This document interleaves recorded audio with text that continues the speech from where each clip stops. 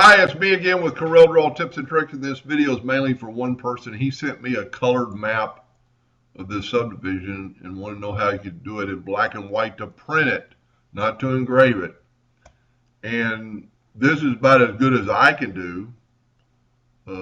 I've already sent him the link to John McBride that could probably digitize it and vectorize it, and there's his information. And John's done some work for a lot of people and really made it look good. But it just depends. I mean, if he's just printing it out for grins or whatever. And I'm really doing this for just this one gentleman. If you were going to do this, I would, well, that ain't going to work. I would get rid of these numbers. And by doing that, that's pretty easy. Just delete these are numbers that Corel cannot trace very good.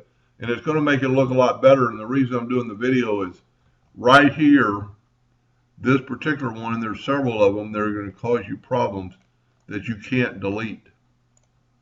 Right there. You can't delete that because it's going to delete the whole thing, the whole house or lot or whatever it is. But if you take the shape tool and you delete these outer nodes, get all the outer nodes, and then click on these two, select them, and right click and put them to a line, it got rid of that. And then you could go back to deleting your numbers.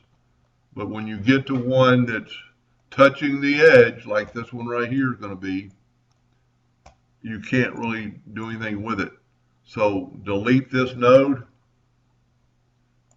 select those, right click, turn that into a line, and it corrects it. You could actually probably delete that one node there now and make it a little straighter. And if you're doing this, you could actually use the shape tool to select them all and delete them.